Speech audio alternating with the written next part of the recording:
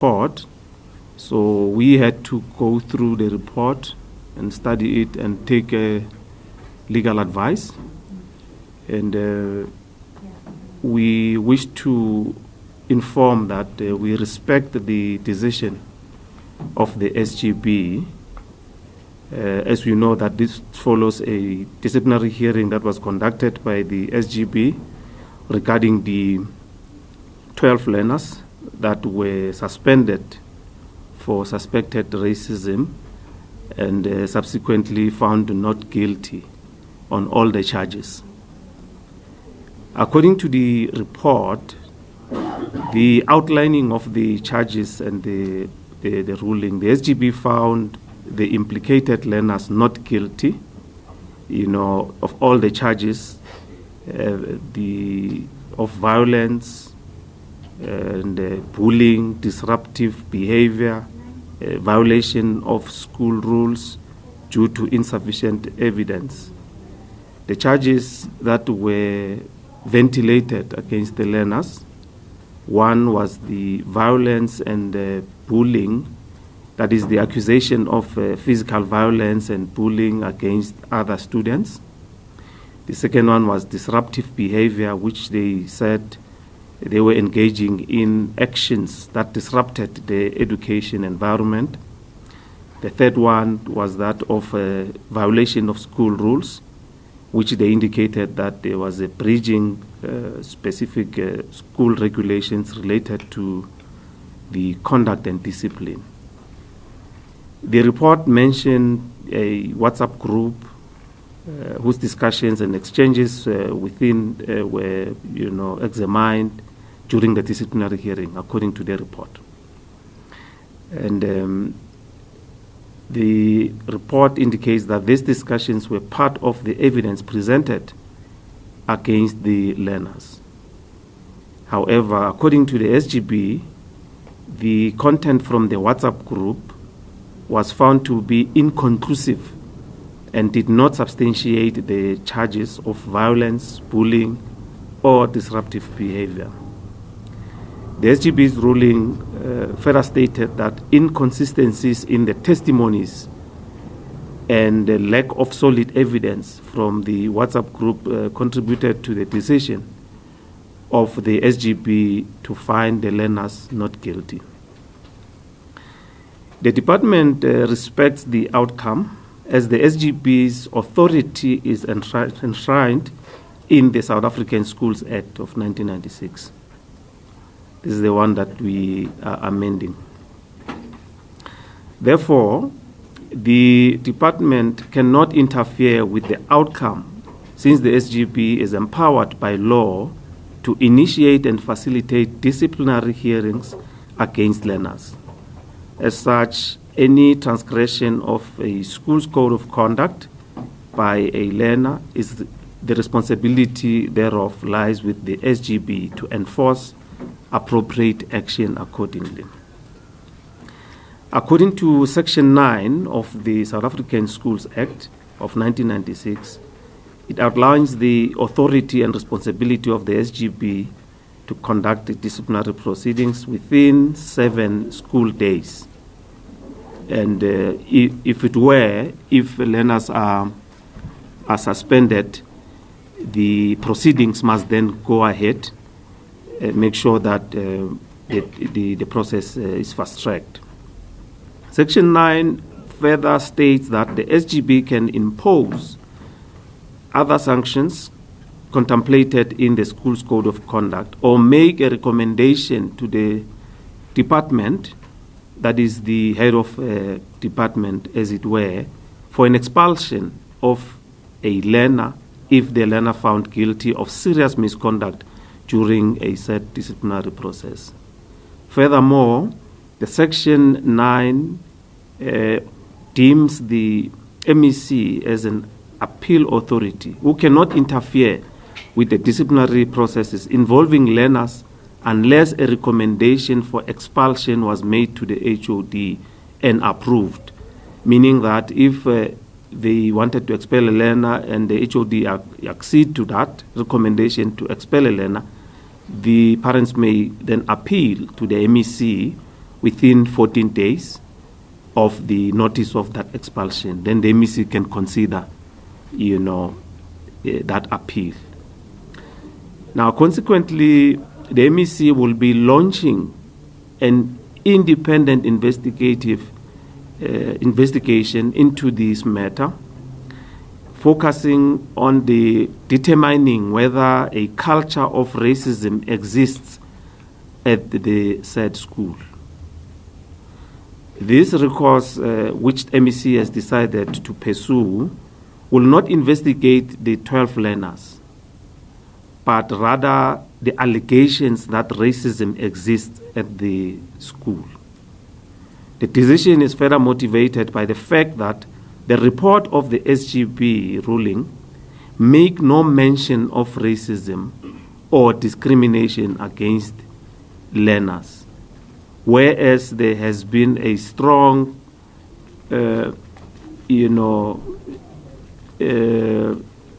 can say the facts that existed at the school with allegation that there is racism at the school. So, Section 9 of the Gauteng Education Act 6 of 1995, as amended, states that it is in the interest of the education in the province, that is, the member of the Executive Council may appoint an appropriate person to conduct an inquiry within written terms of reference. As such, MEC Chilwane is empowered to conduct such an investigation. The terms of reference in relation to this inquiry will be outlined so that the investigation, knows on what to uncover. And such terms of reference will then be communicated upon the appointment of the independent investigative body. The MEC has emphasized that the department remains dedicated to ensuring a safe and inclusive environment for all learners, and called upon all concerned stakeholders to allow the school to continue with learning and teaching, as this is a critical time where the examination program is forging ahead, and the disruptions will not be assisting the department, as it were. So until such time we have the investigative body at the school to assist us with this investigation, we call upon activists on anyone that will want to be at the school to give learners a space to be in the classroom so that curriculum delivery can continue. Thank you very much. We can take questions. Yes, ma'am. Good day. My name is from the Marist podcast. Upon to your attention, who alerted the education, the Department of Education, and in what form did they alert the Department of Education in this case? And what steps did the Department of Education decide to take when being alert on the matter? No, thanks very much. The department became aware because learners wanted to march at the school, and we then sent officials to the school to make sure that we listen to the learners, and the learners were given an opportunity to present their case. That's why those other learners were then suspended, and we also facilitated a process to transfer precautionarily or to suspend the principal, and launched our own investigation internally as the department, look at the allegations that we put on the table, and that investigation continues because the principal is suspended for 3 months while the acting is at the school. So our officials were very proactive in the sense that they didn't wait for the march, but they went to the school to interact with the learners and as it were, the investigation is now launched. We'll interact with everyone at the school to make sure that we finalize this matter. Tila? Thank you. Shouldn't the principal then be reinstated, given that the basis that she's suspended on, the SGB has found that there's nothing to look into? Secondly, aren't you contradicting yourself if you have this inquiry that will look at whether there's culture of racism that exists in the school, then in the following line you say that there are strong facts that that racism does exist in the school? Isn't that a contradiction on your part, given even all the allegations? I'm sure parents, MEC mentioned parents that have come forward to you with these allegations of racism, so you do know, according to you yourself, but what's the inquiry about them? Shouldn't this have been done by the department in the first instance? Now remember, the accusations was more on the learners, on the what was said there. But we said parallel to that, as a department, we launched an investigation, but looking at our employees on the role that they played or did not play when some of the complaints were put on their table, not only the WhatsApp group. So the SGB then focused on the utterances in the WhatsApp group, and they decided, basing themselves on what was probably on their table, not to put anything that has to do with racism in their investigation. Then they exonerated the learners. So as it were, we've mentioned all the charges that were put, on learners. There is nothing which say anything about racism. So the MEC feels that they need to investigate all those allegations. That will mean that whoever is going to be appointed will have to go back to the school. But we are putting an emphasis that not specifically for the learners that were charged already, that were taken through a disciplinary process, but look at all the allegations that will be coming. The investigative body will interact with everyone. Contrary to what the SGB did. SGB focused on some of the allegations, and they only interacted with the learners that were complaining and the learners that were charged. So this investigative body will then be looking at the school at this entirety, meaning that it will interact with everyone, and that evidence or anything that will suggest that there's racism or anything, any information will then have to be verified by the investigative body, which will be empowered, on how to gather information, how to investigate, and all that. So for now, we will not be focusing much on what SGB did, because that's why we are saying we respect their decision, because they are empowered by the laws that are in the Schools Act, and our role is quite clear as the department and as the MEC as well. So HOD has its role, MEC also has its role. That's why he feels that we can't leave some of these allegations unattended. Hence this investigative body that will be appointed to go to the school and investigate all these allegations. Sir. Yes. Shannon Merrick, SCASI Broadcasting.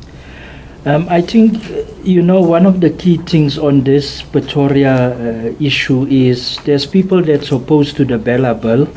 What those parents will now say, and those opposed to the Bella Bill, is to say, here's the warning signs. You see, the SGB came to a conclusion, did the investigation, but the Department of Education is still investigating further. How do you respond to those that are specifically not against racism, but against the Bella Bill that the department or the Department of Education or the President will sign soon or not sign? Bella Bill is to rectify some of the things that we felt as the sector we need to rectify. Hence the process to start, and and we managed to then go to as far as we are at now. Not looking exclusively on a specific matter, but looking at the schooling environment, as it were, there are things that we felt that SGB can do better. We can manage better our schools working together, as it were, because we are responsible for education. So hence the amendments are about to empower us as a department not to interfere, but to come closer where we see that things are not happening the way education is supposed to be delivered, in our country. So that's the intent and purpose, is not to interfere with the governance. Governance will still be prevailing in our schools because governance represent parents.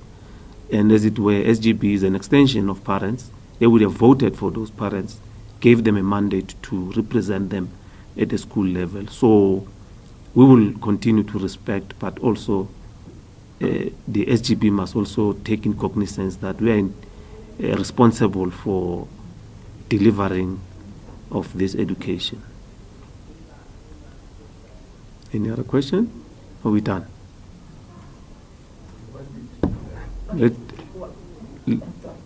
Last one, we go. There was another school in Pretoria, it's just that I don't remember the name. There was a problem, actually,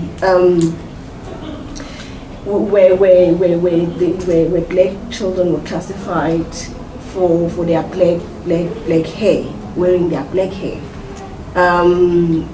But after those investigations, I think it happened like a couple of years ago.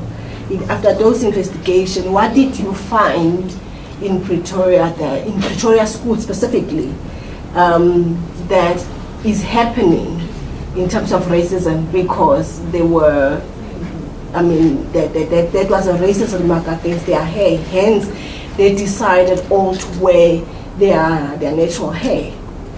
Yeah, it's actually the same school. We investigated there, but also implemented programs like a diversity program. The educators that were implicated left the system, including the principal, and we managed to, implement the diversity program. But the feelings that, and now we are talking about a new crop of learners.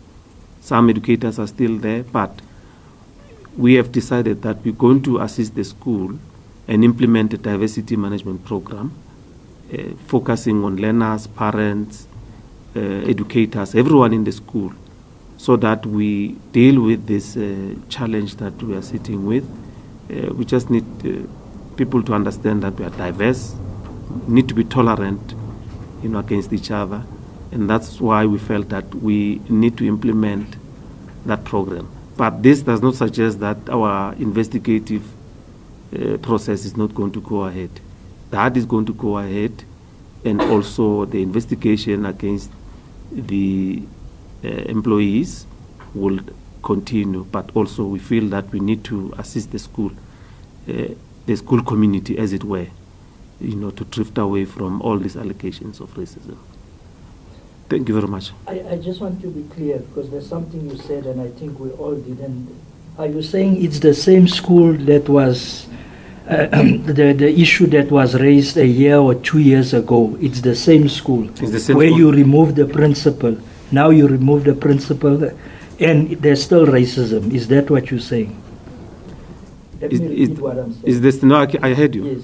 It's the same school that the incident occurred in 2016. Okay. Where we intervened and the educators, including the principal, left the system. And we had to go through the process of administering that process of diversity. We did that. In 2016, you can understand that now all those learners are gone. And we're talking about the new crop of learners, parents. That's why we feel that the program must be unleashed to everyone, parent body, learners and educators, and the employees that are not, in the curriculum delivery. So everyone at that school. So that's why we decided to go there. Thank you very much. Thank you.